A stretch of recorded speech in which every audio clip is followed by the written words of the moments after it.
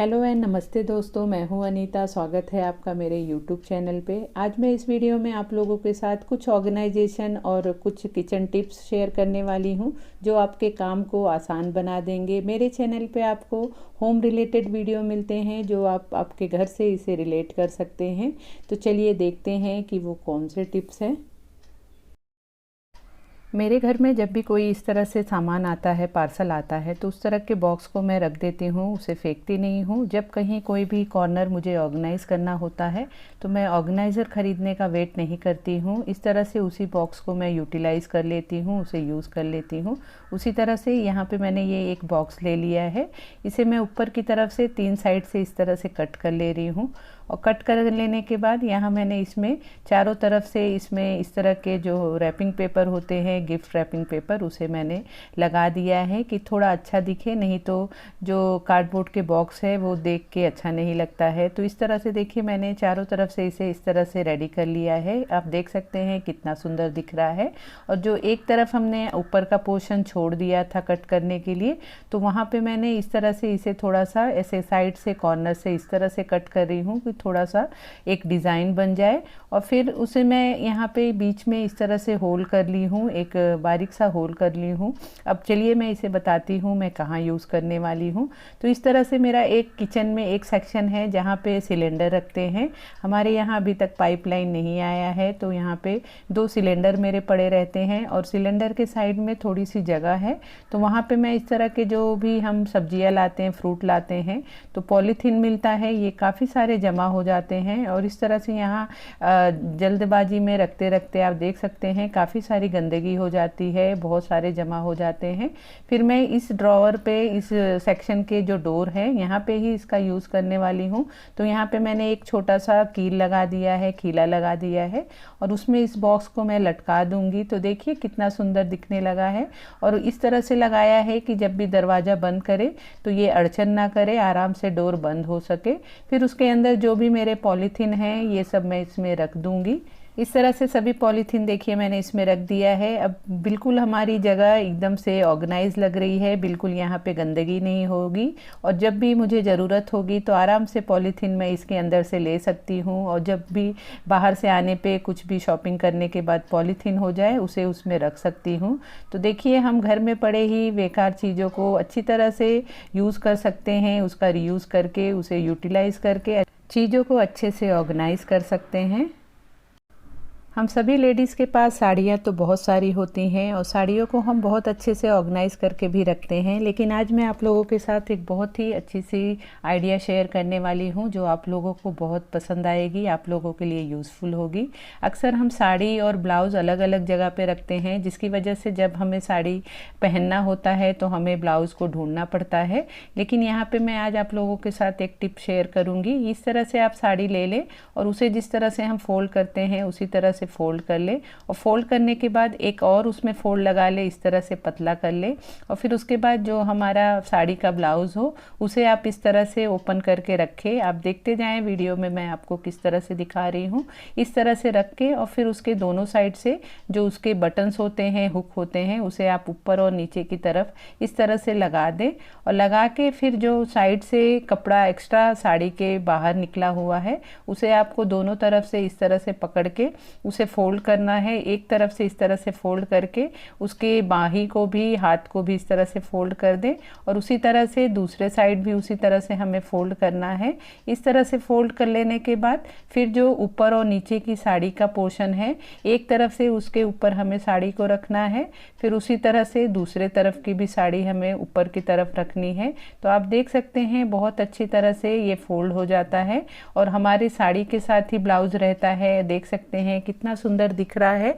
जहाँ भी हम रखेंगे तो देखने में भी अच्छा लगेगा, बहुत अच्छी तरह से ऑर्गेनाइज रहेगा। और जब भी हमें साड़ी पहननी होगी तो हमें ब्लाउज ढूंढना नहीं पड़ेगा, बहुत अच्छी तरह से ये इस तरह से सेट हो जाता है। किसी भी तरह की साड़ी हो आप बहुत आराम से इस तरह से फोल्ड करके रख सकते हैं।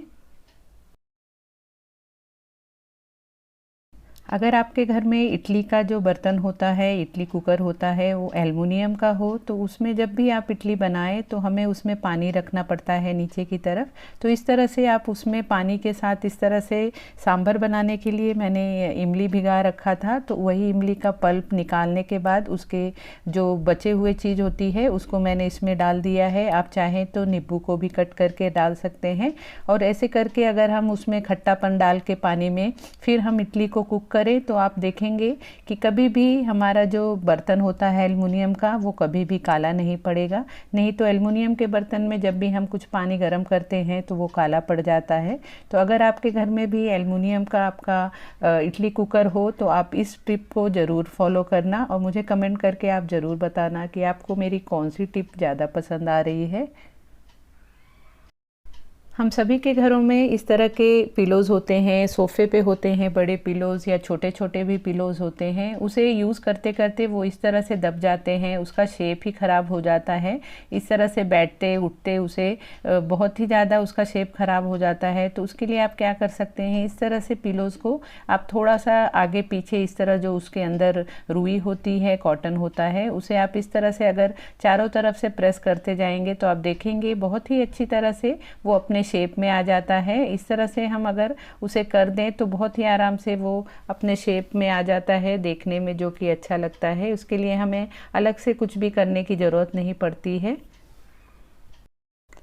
हम सभी अपने घरों में फ्रूट्स लाते रहते हैं और जो भी सीजनल फ्रूट आते हैं उसे तो खाना बहुत ही अच्छा होता है हेल्थ के लिए। तो अभी अंगूर का सीज़न चल रहा है तो मैंने ये अंगूर लाया था, लेकिन अंगूर को लाने के बाद मैं इसे ऐसे ही नहीं रखती हूँ।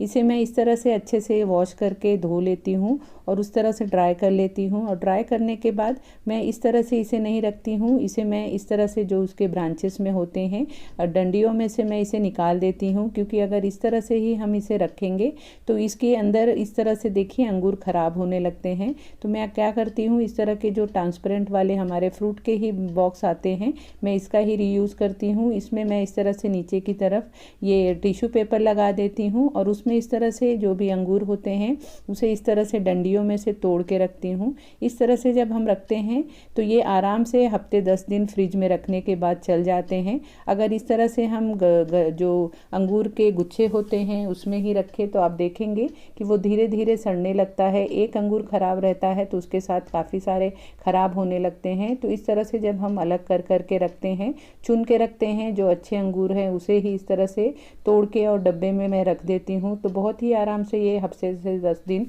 चल जाते हैं। और इस तरह से जब हम उसे तोड़ के रख देते हैं तो जब सुबह हमें बच्चों को शॉर्ट ब्रेक में टिफ़िन में फ्रूट्स देना हो तो बहुत ही आराम से हम इसमें से लेके उन्हें टिफ़िन में दे सकते हैं। क्योंकि सुबह के टाइम हमें बहुत सारे काम की घाई होती है, जिस टाइम पे हम फिर ये करना मतलब प्रेफर नहीं करते हैं। तो अगर हम इस तरह से फ्रूट्स को रेडी रखें तो हम आराम से उन्हें दे सकते हैं। और बच्चे भी इस तरह से अगर फ्रिज में रेडी पड़ा हो तो वो भी आराम से लेके उसे खा सकते हैं, क्योंकि धुल के और उसे तोड़ के इस तरह से हम रखे रहते हैं। और इसी तरह से वाटरमेलन भी हम लाते हैं। वो वाटरमेलन इस तरह से बड़े साइज़ में होता है और घर में 3 से 4 ही मेंबर हम होते हैं तो एक साथ पूरा ख़त्म नहीं होता है, तो इस तरह से कटा हुआ पड़ा रहता है। और इसे अगर हम बाहर रखते हैं तो बाहर इसमें चींटियाँ लगने का चांस हो जाता है। और जब फ्रिज में इस तरह से ओपन में रखते हैं तो फ्रिज का जो भी स्मेल होता है वो इसमें जाने का चांस हो जाता है, या इसका स्मेल फ्रिज में लगने का चांस हो जाता है। तो फिर यहाँ पे मैं क्या करती हूँ, इस तरह से छोटे छोटे पीसेस कट करके उसे मैं इस तरह के जो एयर टाइट डब्बे होते हैं उसमें कट करके रख देती हूँ। इस तरह से आराम से जब हम कट करके रख देते हैं तो फ्रिज में हमें ज़्यादा जगह की भी ज़रूरत नहीं पड़ती है। और इस तरह से होने की वजह से जब भी बच्चों को खाना हो तो आराम से वो कभी भी लेके खा सकते हैं, उन्हें हमें बुलाना नहीं पड़ता है कि मम्मी हमें काट के दो। तो इस तरह से हमारा काम भी आसान हो जाता है और हमारी चीज़ें ख़राब भी नहीं होती हैं। सो फ्रेंड, ये था मेरा आज का वीडियो। आई होप आप लोगों को वीडियो यूज़फुल लगी होगी, पसंद आई होगी। अगर आपको मेरी वीडियो अच्छी लगती है, पसंद आती है तो प्लीज़ वीडियो को लाइक शेयर किया करें। और अगर आप मेरे चैनल पे फर्स्ट टाइम आए हैं तो प्लीज़ मेरे चैनल को भी सब्सक्राइब कर लें और साथ ही बेल का भी बटन प्रेस कर दें कि मेरी आने वाली नए अपडेट्स आप तक मिलते रहें। तो मिलते हैं फिर नेक्स्ट वीडियो में। Bye bye.